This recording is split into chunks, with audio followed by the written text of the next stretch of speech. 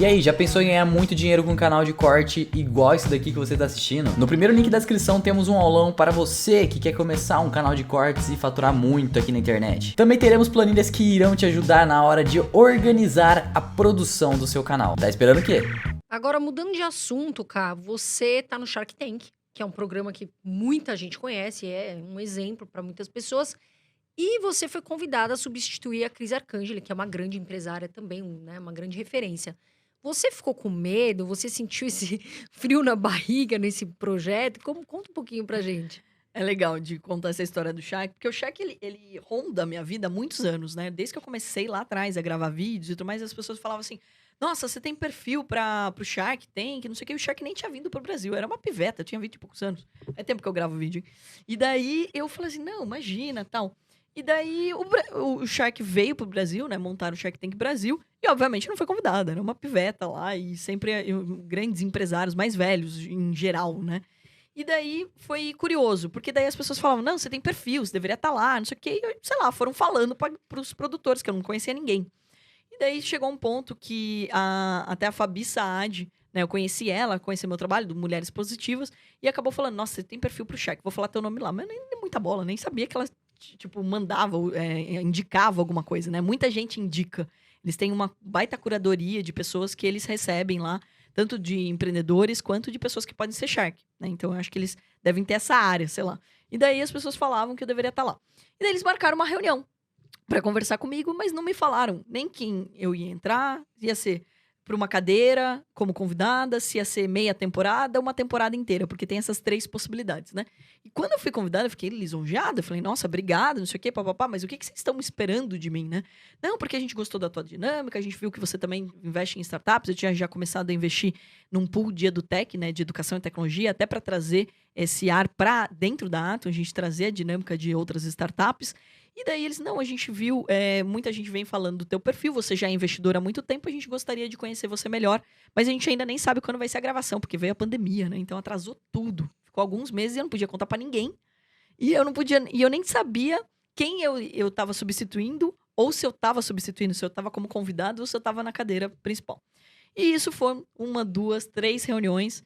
E daí eles falaram, não, então, o seguinte, não é como convidada, não é como meia temporada, você vai entrar numa cadeira. A primeira coisa que eu pensei, eu falei assim, mas no lugar de quem? Já o primeiro susto, assim, poxa, obrigado, mas eu tô substituindo quem? E daí eles falaram da Cris, que é uma mulher muito forte, que é uma baita empreendedora. Então, o primeiro grande desafio é, primeiro, de me expor tanto, né? Porque quando a gente faz aqui, tava até falando nos bastidores aqui com o André, quando você grava um programa que você controla, que você edita, que você faz as perguntas, que você faz as respostas, é uma coisa. Agora, quando é um programa de TV que você não tem controle nenhum sobre a situação, é outra coisa. Sim, é diferente. Porque a gente tá falando lá é conhecimento, óbvio, né? E a gente não tem nenhum acesso às startups antes, nada. Mas ele também, vale lembrar que é um programa que traz entretenimento. A galera tá lá pra assistir, pra se divertir, pra ver os Sharks brigando, pra ver os empreendedores negociando com o Shark. Então tem uma pegada de entretenimento. Ou seja, a edição você não vai ter controle nenhum e você só vai ver o programa no final. E daí eu ainda perguntei, não, você manda antes pra gente as empresas e tudo mais? A gente te dá um caderninho. Eu falei, pô, legal, tem as empresas? Não, caderninho branco, pra você fazer as anotações. É isso que eu te dou. Só, eu falei, só, é só isso que você vai trabalhar, né? Então, de fato, ele é um reality, é um programa desafiador. Substituir alguém traz esse burburinho. Ah, você vai ser, muitas entrevistas que eu dei, era essa a pergunta. Ah, você vai ser brava que nem a Cris, ou você vai ser não sei o quê. Eu falei, gente, a Cris é Cris, eu sou a Carol, eu só posso responder como Carol. E eu vou ser uma pessoa que vai investir em coisa que eu achar que é útil, né? Porque trabalhar por mim, ninguém foi. Agora, dar pitaco onde eu invisto, meu Deus do céu! Todo mundo quer falar. Não, por que você não investiu naquele pessoa, não sei o que, tão legal? Mas vira sócio você. Tipo, né? Eu tenho que colocar meu dinheiro, obviamente, em coisas que eu acredito, em pessoas que eu gosto e etc., em que eu vejo, né, que vai fazer acontecer, porque eu sou uma apaixonada pelo Brasil e pelo empreendedorismo, então eu acredito que todo mundo que entra por aquela porta tá ocupando alguma vaga. Então, ou seja, se ela não der conta, se ela não for atrás, se ela não fazer acontecer, ela tá ocupando a vaga de outro empreendedor que poderia estar fazendo o nosso país crescer, contratando, gerando lucro, fazendo resultado. Então, essa é a minha dinâmica, né? Esse é o meu olhar. E daí, muitas vezes, aquele negócio não combina comigo, eu não vou poder ajudar o empreendedor. Então, eu vou falar sim ou não, dependendo da situação. Mas esse foi um desafio, sim. Substituir alguém sempre tem esse histórico, né? Tem uma pressão em cima disso, mas aí eu falei, não, poxa, eu tenho que fazer o meu trabalho. Qual é o meu trabalho? O que os empreendedores esperam de mim? Era a primeira pergunta que eu fiz. Ah, depois do Shark, porque tem um pós-Shark, né? Então fechou o negócio, beleza, comprei a empresa do André, e aí? Como que vai ser o dia a dia? O que os empreendedores estão esperando de um Shark? Né? Como que eu posso colaborar com eles? Então essa foi a minha preocupação, foi maior. Né, de como eu poderia cuidar das empresas que eu fechava ali, como que elas poderiam de fato ter sucesso, porque daí uma coisa é você fazer o teu negócio e ninguém conhecer, outra coisa é você se expor tanto assim, né? Então, depois também as pessoas querem checar se aquele empreendedor foi para frente, se não foi, como que foi a dinâmica, e então esse foi o desafio. E para ser muito sincero, o primeiro dia que eu tava gravando, cara, imagina, eu já dei palestra para 7.000 pessoas e não passei esse aperto. Tinha água aqui do lado, né? Ali na poltroninha, sentadinha, tinha uma aguinha do meu lado. Peguei ali o copo de água e eu tava tremendo. Eu parei de imagino, beber porque dá água medo naquele às dia. Eu vezes, né? falei assim, cara, e eu nunca tinha sentido isso, porque eu nunca tinha tremido, nem pra dar palestra e tudo mais. Apesar de ficar ansiosa, né, por quando você vai falar e etc. Mas eu nunca tinha passado por isso. E eu falei, por que eu tô tremendo? Eu falei, porque você não tem controle do que as pessoas vão pensar, de como vai ser a reação também do público, né? Você fica ansiosa com aquilo. E quando você dá, por exemplo, numa live ao vivo, ou quando você tá numa palestra, você tem a reação imediata do público. Quando você Sim. grava um programa, ele vai ser editado, depois ele vai pro ar, você não sabe como vai ficar e como vai ser a reação. Não dá pra mudar depois. Então, não dá pra você ir sentindo e mudando. Então, esse foi um grande desafio pra mim. Carol, você falou... Bom, a gente tava conversando aqui nos bastidores, a Carol investiu acho que em 17 projetos É isso aí. dentro do Shark, né? Agora, qual foi o total valor financeiro que você teve que aportar? Você tem de cabeça esses 17 projetos? Acho que aproximadamente 4,5, mais ou menos. 4 milhões e meio. Isso. E já aconteceu, por exemplo, de você...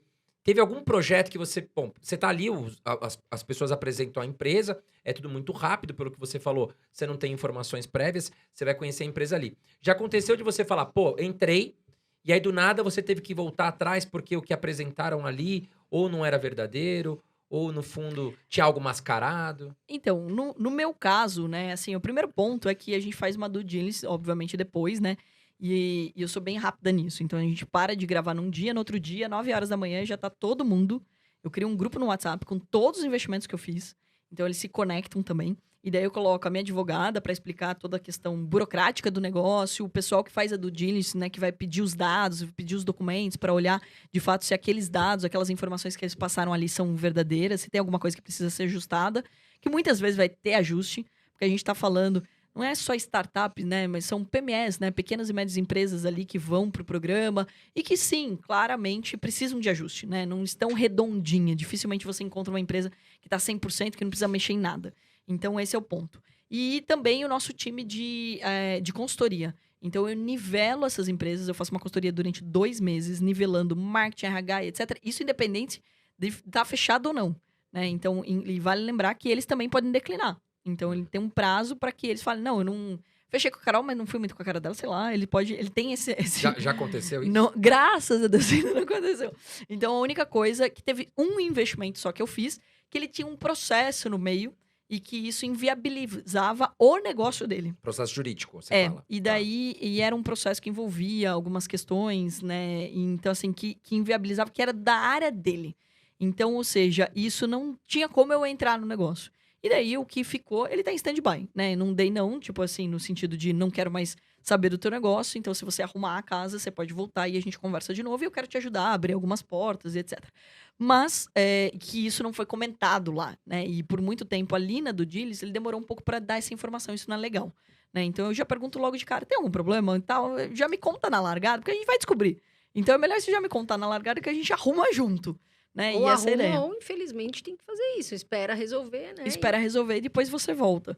Agora, todos ali, tirando esse, então, no total eram para ter sido 18, foram 17 investimentos que eu falei, não, eu quero fazer e eu tô dentro e tudo mais, mesmo que alguns estavam numa situação mais embrionária, etc. A gente faz, o nivelamento ajuda.